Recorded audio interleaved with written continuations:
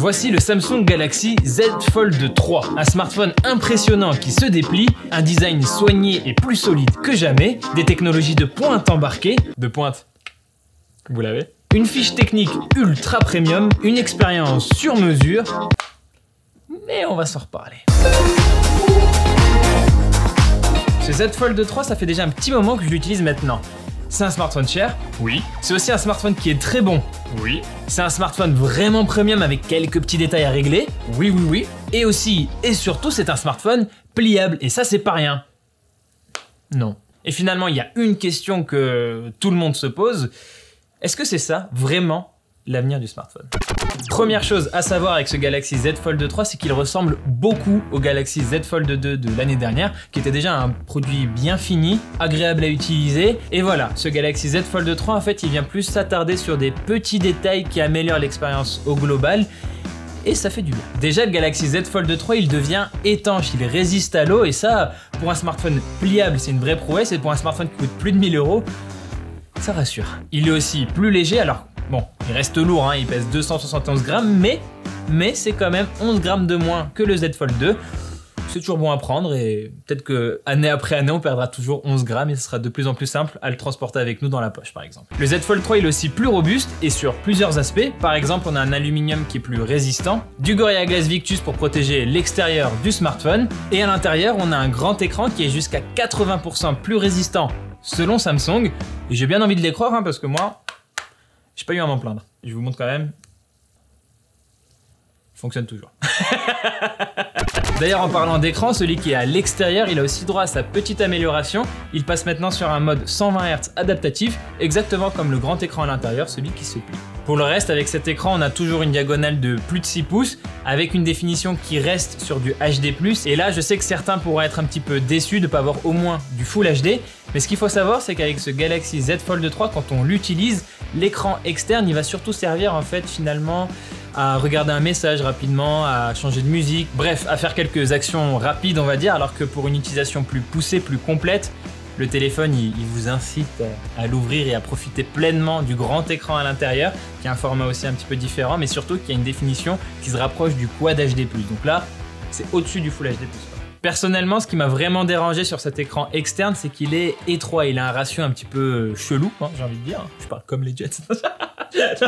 En fait, ça m'a surtout dérangé quand je répondais à un message sur WhatsApp ou Messenger, par exemple, parce que le clavier est vraiment tout petit, les touches sont toutes petites et j'appuyais souvent sur celle d'à côté et ça donne des messages qui veulent parfois rien dire. Mais revenons-en au grand écran et on va s'intéresser plus particulièrement à la caméra selfie qui a disparu. Tiens, d'ailleurs, je porte des lunettes, mais je la vois plus. Je déconne. Enfin, plutôt, j'exagère, on va dire. Parce que la caméra selfie, elle est toujours là, hein, elle n'a pas disparu, mais effectivement, Samsung l'a intégrée sous l'écran. On n'a pas d'encoche comme le premier Fold, on n'a pas non plus de bulle comme le Z Fold 2. Ici, vraiment, la caméra, elle est cachée dans l'écran. Et qu'on soit clair, l'emplacement de cette caméra, il reste quand même assez visible parce que les pixels là-bas ne sont pas agencés de la même manière. On voit une sorte de petite grille qui s'affiche quand on y fait attention. Mais à l'inverse, dès qu'on n'y fait plus attention, ça veut dire que quand on se plonge dans une image, une vidéo ou un jeu, et ce quadrillage un peu particulier dans le coin de l'écran, franchement, il se fait oublier. Par exemple là, si je vais voir un ami et que je lui montre cette photo, si je lui dis pas regarde spécifiquement à cet endroit-là, il y a un truc chelou sur l'écran, franchement, il devrait pas le remarquer, il va juste profiter du grand écran, on admire mes talents de photographe et il va se dire peut-être, hein, tiens, on profite de la photo sans interruption dans l'écran et du coup, avec une meilleure immersion. Donc en gros, pour ce capteur photo, on peut sans doute faire mieux en termes d'intégration, hein, pour qu'il se voit moins sur des aplats blancs ou des aplats noirs. Mais franchement, c'est déjà une très belle prouesse et moi je suis comme ça.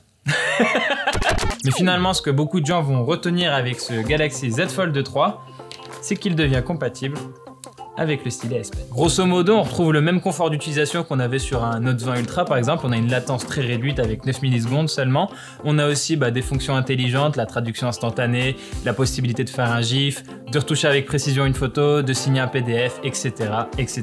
Ça va de soi, mais il vaut mieux quand même le préciser. Tant que vous utilisez un stylet compatible, ça va pas rayer le grand écran. On peut bien appuyer avec le S Pen sur l'écran et d'ailleurs, il y a plusieurs niveaux de pression. Plus vous appuyez, plus le trait sera épais, moins vous appuyez, plus il sera fin. Et ce que beaucoup de gens peuvent se demander, c'est aussi qu'est-ce qu'il se passe quand on passe le stylet sur la pliure. Honnêtement, ça se sent. On sent qu'il y a un renfoncement sous la mine au moment où on passe dans la pliure, mais franchement, ça gêne pas l'écriture. Ma prise de notes, elle est toujours aussi bonne sur ce Z Fold 3 qu'elle l'était sur le Galaxy Note 20 Ultra. Alors bon, j'écris mal, mais c'est pas la faute de Samsung. C'est assez clair là, je pense, que j'ai apprécié, que j'ai beaucoup apprécié l'utilisation du S Pen sur le grand écran du Z Fold 3 parce que c'est pratique, tout simplement. Moi, mon truc préféré, par exemple, c'est d'écrire des notes sur l'écran éteint du Z Fold 3 et de pouvoir épingler cette note pour l'avoir toujours à portée de main rapidement. Mais il y a quand même 2-3 choses qui vont pas et qui sont bien frustrantes. Plus précisément, il y a 2 choses qui vont pas et c'est 2 choses qui vont ensemble. C'est que le S Pen, il n'est pas vendu avec le Galaxy Z Fold 3, il faut l'acheter à part. Et deuxièmement, il n'y a pas d'endroit où le ranger. Et ça, pour un téléphone qui prétend remplacer la gamme Galaxy Note, parce que je le rappelle, il n'y a pas eu de Note 21 cette année, et ben ces 2 défauts-là, ça gêne quand même. Nous, par exemple, chez Frandroid, je suis sûr à peu près tous les testeurs, on a reçu du coup ce stylet avec cette petite pochette. En soi, ça sert à rien, quoi. C'est pas sur le téléphone. Et pour vous donner un exemple, moi, il m'est arrivé plusieurs fois de partir comme ça la journée avec le téléphone et de laisser volontairement le stylet sur mon bureau pour ne pas l'emmener avec moi parce que j'avais juste peur de le perdre. Moi, je me rappelle, un Galaxy Note, on se posait pas la question, on partait avec et si jamais on avait besoin de prendre des notes, bam, il suffisait de dégainer le stylet, on prenait nos notes, on posait pas de questions. Là, on n'y est pas. Sauf si vous achetez, encore acheter un truc, si vous achetez une coque qui est spécialement dédiée pour, qui couvre le téléphone et qui a un emplacement pour le stylet. Mais entre nous, cette coque... bah non, elle est moche quoi. Elle est surtout hyper grosse, hyper envahissante et pourtant le téléphone est déjà épais, on n'a pas envie de s'encombrer encore avec un truc supplémentaire. Donc, c'est quand même une vraie piste d'amélioration pour Samsung, trouver une solution pour ranger quelque part le stylet ou alors ramener la gamme Galaxy Note. Petite parenthèse, pour le Z Fold 3, il y a 2 types de stylets. Il y a le Z Fold Edition, c'est celui qu'on a. Et on a aussi un S Pen Pro qui coûte 99 €. Et lui, en fait, il est aussi compatible avec d'autres appareils Samsung. Et en plus de ça, il a aussi les Air Actions. Donc, c'est les fonctionnalités qui permettent d'utiliser le stylet comme une télécommande. Bon, ça, c'était pour la partie S Pen. Mais voilà, le Z Fold 3, c'est un smartphone particulier avec un format particulier. Et donc, forcément, il a des fonctions particulières. Par quoi je commence? Bon. On a toujours la continuité entre les 2 écrans, ça c'est cool. Si vous lancez une application sur le petit écran et que vous ouvrez pendant votre utilisation le téléphone pour en profiter sur le grand écran, l'application sera toujours là, à l'endroit où vous l'avez laissé. Ça, c'est quand même toujours agréable d'avoir cette continuité. Petite précision, si vous voulez la même chose mais dans l'autre sens, du grand écran vers le petit écran, il faudra aller dans les paramètres et régler ça application par application parce que autrement, vous fermez le téléphone, vous mettez en veille le téléphone. On a aussi toujours le Flex Mode. Le Flex Mode, c'est quoi? C'est une fonction qui va permettre d'utiliser le téléphone en position assise, tout simplement parce qu'il va adapter l'affichage à cette utilisation-là. Exemple, vous regardez une vidéo sur YouTube, la vidéo va s'afficher sur la partie redressée de l'écran, tandis que sur la partie à plat, il y aura les commentaires, la description, les vidéos suggérées, vous connaissez le bail. Cette fonction, elle marche par défaut avec plusieurs applications, je pense à Google Duo, à toutes les applications Samsung comme l'appareil photo aussi, mais pour toutes les apps où ça ne fonctionne pas par défaut, il faudra aller dans les paramètres, dans une option qui s'appelle Labs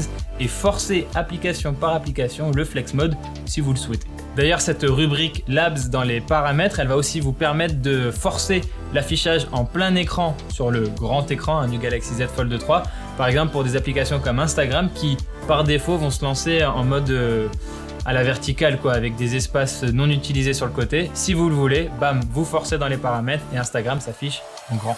Et j'ai pas fini d'ailleurs avec cette rubrique Labs, parce qu'il y a décidément il y a beaucoup de choses dedans. C'est aussi dans Labs que vous allez pouvoir forcer le multifenêtrage pour toutes les applications du téléphone. Et faites-le, parce que franchement derrière c'est trop bien. Le Z Fold 3 il permet pas seulement d'utiliser 2 applications à la fois, vous pouvez utiliser 3 applications à la fois et sur un grand écran comme ça fait du bien. La productivité, voilà. On y est. C'est vraiment facile à utiliser, vous pouvez agencer un petit peu dans l'ordre que vous voulez les applications et si vous le souhaitez aussi, vous pouvez enregistrer un duo ou un trio d'applications pour les ouvrir en un seul clic depuis le volet latéral. D'ailleurs, ce volet latéral, vous pouvez l'épingler si vous le souhaitez pour qu'il soit toujours là présent sur l'écran, un peu comme une barre des tâches sur un ordinateur. Mais pour ça, devinez quoi ?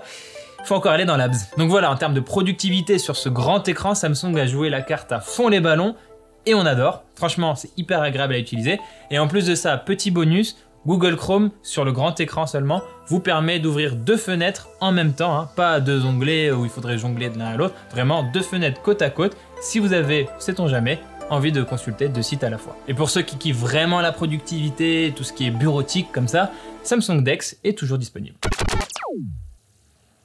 Bon, avec tout ce qu'on s'est dit là, on peut enfin essayer de répondre à la question, est-ce que c'est vraiment ça l'avenir du smartphone? La réponse chez Samsung, c'est oui, il n'y a pas de doute. Le futur des smartphones, c'est ça. Parce que ce Galaxy Z Fold 3, c'est la 3e génération et on a déjà corrigé tous les défauts importants des précédentes générations. On est même là à s'attarder sur des plus petits détails qui permettent évidemment d'améliorer l'expérience utilisateur. Donc on est vraiment à ce stade où le téléphone, c'est bon, les bases, elles sont solides, elles sont là et maintenant on peut que s'améliorer. Du coup voilà, en gros on a un design qui est premium, qui est fiable, on a aussi une qualité d'affichage globalement excellente, plein de fonctionnalités prévues pour le smartphone pliant, mais tout ça c'est du côté de Samsung. Maintenant il faut aussi que le marché dans son ensemble soit prêt à son tour. Là Samsung ils disent nous on est prêt, on est chaud patate, donnez-nous le feu vert, on y va. Et ce feu vert c'est à la fois les utilisateurs, les développeurs d'applications tierces et aussi un petit peu la concurrence qui peuvent le donner. Je m'explique, dans les grandes lignes, pour que ce genre de téléphone devienne vraiment grand public, il va falloir forcément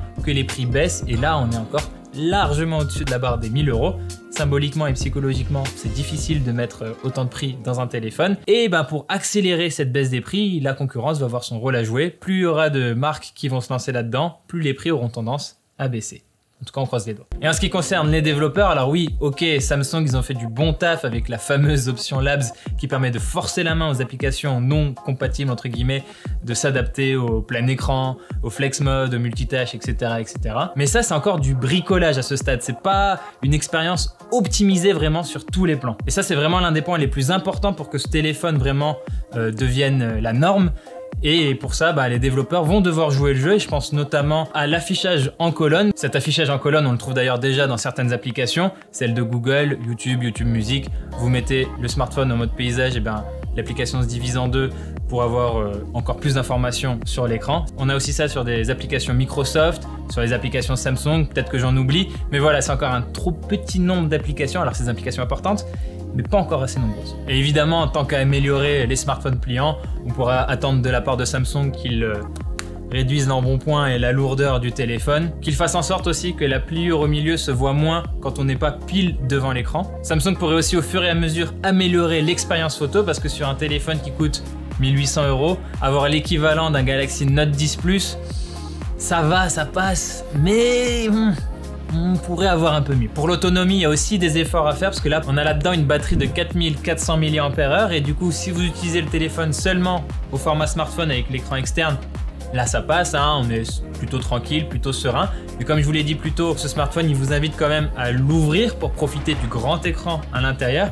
Et ce grand écran, si on l'utilise lui tout simplement, là non, c'est fini au bout de 17h, 18h dans la journée, il va falloir commencer à chercher une prise. Du coup, on se retrouve sur une utilisation hybride du téléphone, du coup une utilisation, on va dire, normale du téléphone. Et ça nous amène à des journées, ok, ça passe, on arrive jusqu'au bout. Mais quoi qu'il arrive, il faut recharger le téléphone la nuit pour vraiment pouvoir tenir la journée suivante. En plus, le téléphone, il est limité à une charge de 25 watts. Ça va, c'est assez rapide, mais on est en 2021 quoi. Et en plus, le chargeur n'est pas fourni dans la boîte. Et en ce qui concerne la puissance, ça va, on est tranquille. Snapdragon 888, 12 Go de RAM, le téléphone, il tourne comme un charme. Fouh! Merci d'être resté jusque là. Moi, j'ai essayé de répondre à la question, mais maintenant je vous la pose à vous. Est-ce que vous pensez que ce téléphone-là, c'est l'avenir du marché des smartphones, ou est-ce que vous miserez plutôt sur un format à la Galaxy Z Flip 3 ou sur aucun smartphone pliant en fait, tout simplement? Dites-nous ça dans les commentaires, on lira tout ça avec attention. Sinon moi je vous dis voilà, c'est tout pour cette vidéo. Merci de l'avoir regardé jusqu'au bout. N'hésitez pas à vous abonner à notre chaîne YouTube et à nous suivre sur plein de réseaux sociaux. On est notamment sur Twitch, on fait plein d'émissions chaque semaine. C'est super cool, on discute avec vous, on s'amuse bien, passez dire coucou, ça nous fait plaisir. Quant à moi, je vous dis à très bientôt dans une prochaine vidéo sur Frandroid.